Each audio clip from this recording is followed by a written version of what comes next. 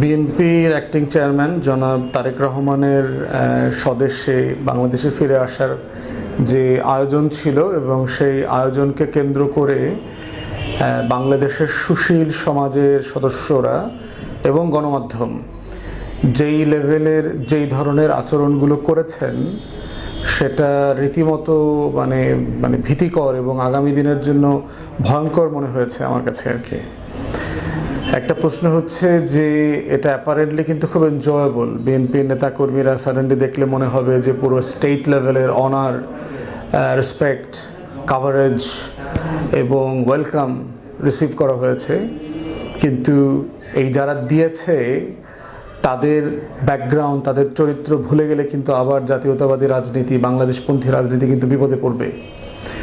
শুধুমাত্র 2001 থেকে 6 সালের সময়টা মনে রাখেন এবং সেই সময়টাতে বিএনপির যে জোট সরকার ছিল সেই জোট সরকারের বিরুদ্ধে, জিয়া পরিবারের বিরুদ্ধে, বেগম জিয়ার বিরুদ্ধে এবং তারেক রহমান, হাওয়া ভবনকে নিয়ে যেই সম্মতি উৎপাদন করা হয়েছে যে হ্যাঁ, শহীদ প্রেসিডেন্ট জিয়াউর রহমানকে পাকিস্তানের চর বলা যায়, সে মুক্তিযোদ্ধা না, সে দালাল, এটা বলা যায়।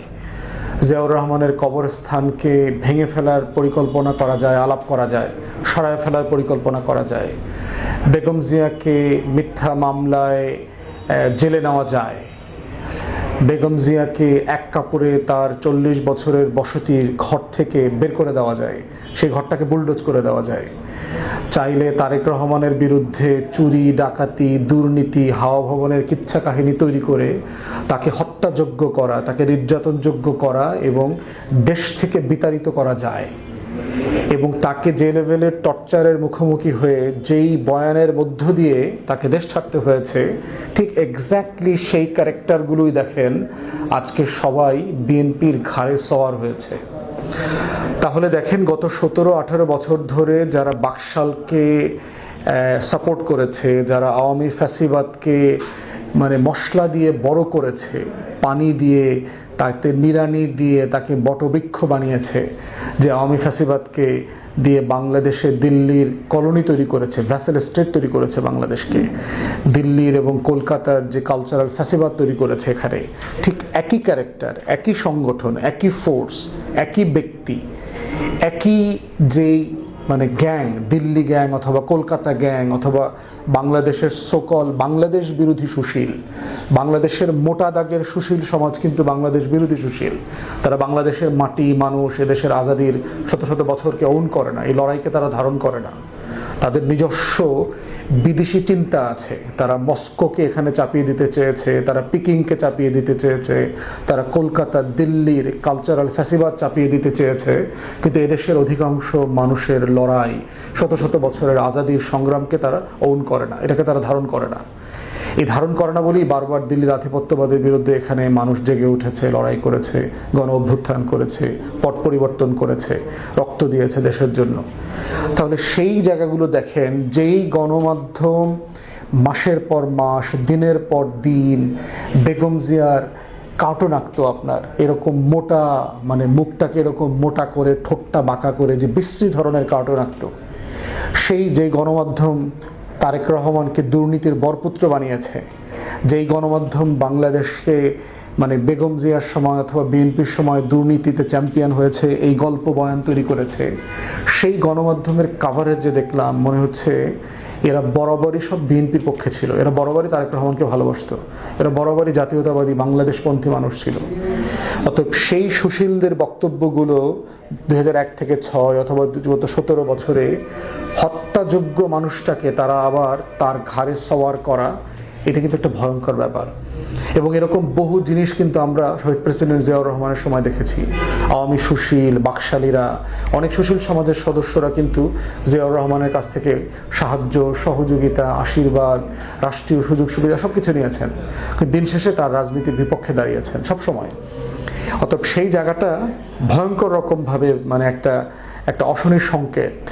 এবং যারা বিএনপি নেতৃস্থানীয় ব্যক্তি আছেন, বিশেষ করে বিএনপির ভিতরে জিয়া পরিবার এবং তারেক রহমান, আপনাকে খুব সিরিয়াসলি মাথায় নিতে হবে এই যে কৃত্রিম ভালোবাসা, মহব্বত, যারা আপনার আজন্ম শত্রু, যারা বাংলাদেশের শহীদ জিয়া, দিল্লির আধিপত্যবাদ বিরোধী রাজনীতির যে শত্রু, সেই মানুষগুলো কেন সাডেনলি আপনার বন্ধু হিসাবে আপনার সামনে এসছে? তারা কেন ঘন্টা পর ঘন্টা আপনাকে মিডিয়া কাভারেজ দিচ্ছে এবং ডিসপ্রপোর্শনেটলি দিচ্ছে? অতএব সেই জায়গাটা সিরিয়াসলি কনসার্নিং। এবং একইভাবে দেখলাম যে দিল্লি এবং কলকাতার পত্রিকাগুলো প্রায় একই লাইনে, একই মার্জিনে এই কথাবার্তাগুলো বলছে। দ্বিতীয়ত হচ্ছে যে সুশীল সমাজ এবং গণমাধ্যম যে আচরণটা করেছে, এরা তাদের আসলে পেশাদারিত্বের মধ্যে পড়ে কিনা? আমার কাছে মনে হয়েছে যে না, পেশাদারিত্বের মধ্যে পড়ে না।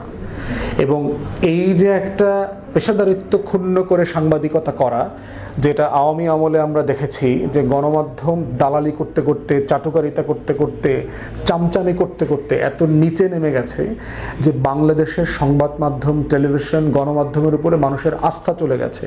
বিটিভিকে মানুষ বাতাবি লেবুর টেলিভিশন বলতো। কেন মানুষ ইনক্রিজিংলি সোশ্যাল মিডিয়ার দিকে ধাবিত হচ্ছে?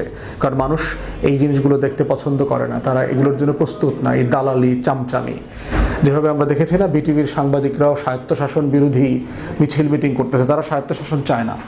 আমরা তাদেরকে স্বাধীনতা দিতে চাই বলে লড়াই করেছি, কিন্তু তারা স্বায়ত্তশাসন চায় না, তারা স্বাধীনতা চায় না, তারা গোলামিত্ব চায়। তো সেই বাস্তবতায় এই যে সাংবাদিক গোষ্ঠী এবং গণমাধ্যমের নেতা মালিকরা, নোয়াবের অমুক তমুক গান গাওয়া লোকরা হাসিনাকে যে সার্ভিস দিয়েছে, সাডেনলি পুরো 360 ডিগ্রি ঘুরে গিয়ে এখন তারেক রহমান এবং বিএনপিকে সে সেবা দেওয়া শুরু করছে। এর মাধ্যমে কিন্তু গণতন্ত্র এবং গণমাধ্যম দুটাই কিন্তু হুমকির মুখোমুখি পড়বে। এবং এটার মধ্য দিয়ে যেটা হবে, আবার একটা নতুন ফ্যাসিবাদ কায়েমের সম্ভাবনা তৈরি হবে। এত বেশি চাটুকারতার কারণে যেটা হচ্ছে, বিএনপিকে এবং তারেক রহমানকে জনবিচ্ছিন্ন করে ফেলবে। কারণ তারা এমন কিছু খবর সারাদিন তাকে ফিট করবে যেটা জনবিচ্ছিন্ন, যেটা জনগণের মনের কথা না। অতএব সেই জায়গাতেও বিএনপির পলিসি মেকার এবং তারেক রহমান আপনাকে পার্টিকুলারলি সতর্ক থাকতে হবে যে এইটা কোনোভাবে কাম্য না। তৃতীয়ত হচ্ছে সিকিউরিটি ইস্যু। সার্টেনলি আমরা বরাবরই বলেছি যে তারেক রহমানের নিরাপত্তার ঝুঁকিটা প্রচণ্ড রকম আছে এবং এটা কোনোভাবে হেলা করার সুযোগ নাই। সিরিয়াসলি নিতে হবে, রাষ্ট্রকে দায়িত্ব নিতে হবে। কিন্তু এইটার একটা ফ্লিপ সাইডও আছে যে এই পরিমাণ স্টেট সিকিউরিটি এবং প্রোটোকল আপনাকে জনবিচ্ছিন্ন করে দেয় কিনা, আপনি জনতার নেতা হতে পারবেন কিনা এটা করে। শহীদ প্রেসিডেন্ট জিয়াউর রহমান যেভাবে এলাকায় মহল্লায় গিয়ে খাল কেটেছেন, পাহাড়ে গিয়েছেন, মানুষের সাথে বসে চা খেয়েছেন, একটা ট্রাউজার আর টি শার্ট সানগ্লাস পরে, আপনি সেটা করতে পারবেন কিনা? এই যে সিকিউরিটির বেড়াজাল আছে, এটার প্রয়োজনীয়তার সাথে এটার নেতিবাচকতাটাও আপনাকে মাথায় রাখতে হবে, যেন আপনি জনবিচ্ছিন্ন না হয়ে যান, আপনি তৃণমূল থেকে আলাদা না হয়ে যান। আপনার কর্মীটা, সেই গ্রামের কর্মীটা যে 2 দিন ধরে ট্রাভেল করে হেঁটে মাইলের পর মাইল এই শীতের সকালে আপনার রিসেপশনে এসছে, তার মনের কথাটা যেন আপনি শুনতে পারেন। অতএব সেই জায়গাটাও ক্রিটিক্যালি আপনাকে রাখতে হবে। তা না হলে একটা জুজুর ভয় এনভায়রনমেন্ট কিন্তু আপনাকে জনমানুষ থেকে আলাদা করে দেবে, বিচ্ছিন্ন করে দেবে। তাই নিরাপত্তার প্রয়োজনীয়তা যেমন আছে, ঠিক একইভাবে এই জনমুখী তার যে প্রয়োজনীয়তা সেটাও বিবেচনায় নিতে হবে। সব মিলে আমার কাছে মনে হয়েছে যে তাকে এবং তারেক রহমান যেগুলো বলেছেন, খুব গুরুত্বপূর্ণ কথা বলেছেন, দেশের স্বপ্নের ব্যাপারে বলেছেন। এবং আমরা সবাই চাই রাজনৈতিক দলগুলোর পক্ষ থেকে, গণমাধ্যমের পক্ষ থেকে আগামী দিনের government in waiting, potential prime minister, তার কাছ থেকে এগুলো সিরিয়াসলি বিশ্লেষণ আসতে হবে, কথা বলতে হবে। এবং যেহেতু তারেক রহমান লম্বা সময় দেশের বাইরে ছিলেন, একটা ম্যাচিওর ডেমোক্রেসিতে থেকেছেন 17-18 বছর ধরে, সেখানে ক্রিটিক্যালি সব কিছুকে দেখা, এক্সপোজড হওয়া, চ্যালেঞ্জড হওয়া এবং এটার মধ্য দিয়ে নতুন প্রজন্মের রাজনীতির স্বপ্ন আকাঙ্ক্ষা, যেটা জুলাই গণ অভ্যুত্থানের মধ্য দিয়ে এসছে, সেইটা যেন বাস্তবায়নের পথে আমরা এগোতে পারি। এইটা একটা গুরুত্বপূর্ণ জায়গা। এবং এইটার মধ্য দিয়েই যেন বাংলাদেশ বিনির্মাণের সংস্কারের যে আলাপটা আমরা বারবার তুলেছি, সেটা যেন চালু হয়। সর্বশেষ যেটা কথা, সেটা হচ্ছে যে বাংলাদেশে নির্বাচনের তফসিল ঘোষণা হয়ে গেছে এবং বিভিন্ন জায়গায় আমরা দেখতে পাচ্ছি যে বিভিন্ন রাজনৈতিক দল কোনো না কোনো ফর্মে প্রচারণা চালাচ্ছেন, তফসিলের যে আচরণবিধি আছে সেগুলো লঙ্ঘন করছেন। এবং জনাব তারেক রহমান এবং বিএনপির নেতাদেরকে এই ব্যাপারে রাষ্ট্রকে সাহায্য করা এবং অন্যান্য রাজনৈতিক দলকে সাহায্য করার অংশ হিসাবে এই জায়গাটা আচরণবিধি মেনে চলার ব্যাপারে সর্বোচ্চ সহযোগিতা দরকার। কারণ বড় দল আকারে যদি বিএনপি এগুলো মেনে না চলে, তাহলে কিন্তু অন্য দলগুলো এগুলো ফলো করে আবার কাউন্টার সমাবেশ, মহাসমাবেশ এগুলো করবার চেষ্টা করবে। তখন কিন্তু রাজনীতি ভলাটাইল হয়ে যাবে এবং এইটা টোটাল আমাদের যে দিল্লির আধিপত্যবাদের বিরুদ্ধের যে রাজনীতির ক্যানভাস সেটা নষ্ট হয়ে যাবে। তো আমরা আশা করব সেই জায়গাতে জনাব তারেক রহমান এবং তার টিম সিরিয়াসলি এটা মাথায় নেবেন, যেন আপনাদের তরফ থেকে নির্বাচনের তফসিল এবং আচরণবিধি মেনে চলার ব্যাপারে সর্বোচ্চ সহযোগিতা করা হয়। ধন্যবাদ।